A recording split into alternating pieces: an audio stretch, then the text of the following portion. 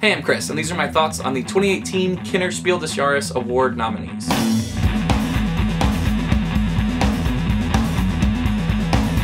The Kennerspiel des Jahres is the German Connoisseur's Board Game of the Year award. It's one of the biggest awards given in board gaming every year. These are slightly heavier games than the Spiel des Jahres award, which are more family weight games. So yeah, let's get right into all the nominees. Ganz Schon clever, which translates to Aren't You Clever, is designed by Wolfgang Warsch, who has 2 Kennerspiel nominees this year and 1 Spiel nominee, which is incredible because he, prior to this year, only had 2 published games. So the fact that 3 games in the past year got nominated is crazy. I don't know if anybody's ever had 3 nominations in a year. This is a roll and write game where you're rolling dice and then you have a sheet of paper and you're marking out things and writing numbers on it. It has an interesting dice drafting thing where any dice that you don't use wind up being available to the other players, so you're kind of always engaged. Even if it's not your turn, you get to do a little something. It's really clever. It's kind of an engine activation game where you're not really building an engine. Everybody has the same potential, spots on their board, but you start activating them when you complete columns or rows or different combinations of things. You start activating spots that let you do other things. So where on the first round, you're really only writing 3 things, but on the 4th round, you're doing a thing where you're going okay, I write a 3 here, which lets me put an X in a blue spot, and I'll put it in this blue spot, which then lets me do this, which that actually lets me do this. So it's this interesting kind of puzzle and figuring out how to do stuff, and there's always a way to do it. You just got to figure out how. It's light. Honestly, it's pretty light for the Kenner category. I'm kind of surprised it's not a Spiel nominee. I can understand because there is this kind of level of strategic depth. You have to be able to kind of understand how this puzzle should work in order for it to really work much. But I feel like you could play it. You wouldn't be any good at it, but it wouldn't be hard for a 10-year-old to play this game. Yeah, it's a really good game.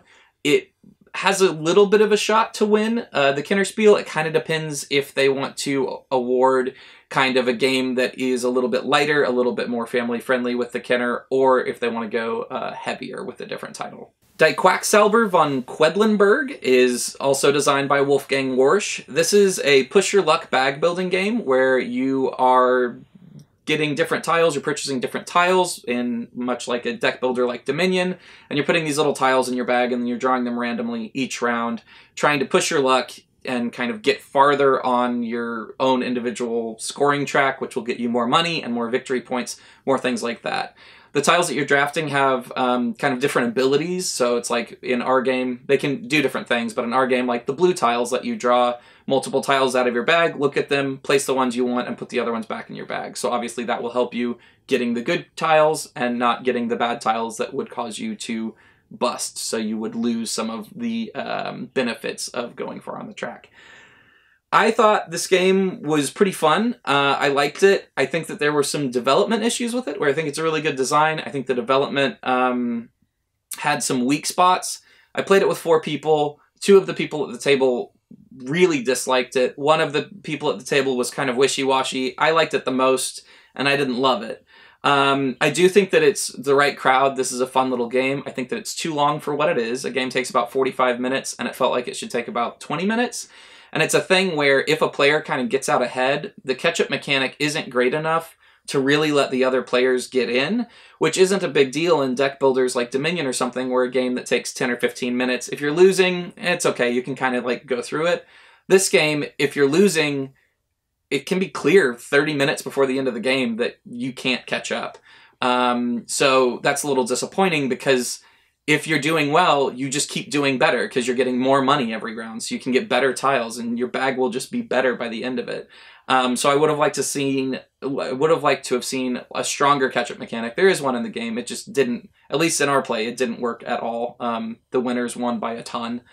So, yeah, it's clever. I think that for the right group, it would be very enjoyable, but it's not at the level of the other Kennerspiel nominees this year. Heaven and Ale is designed by Michael Kiesling and Andreas Schmidt. This is Michael Kiesling's second nomination. He was also nominated for Azul in the Spiel des Jahres award category. He's been nominated, I think this is his 7th nomination total, and he's already won it 2 times, the Spiel des Jahres, so certainly not a surprise there that he was nominated here.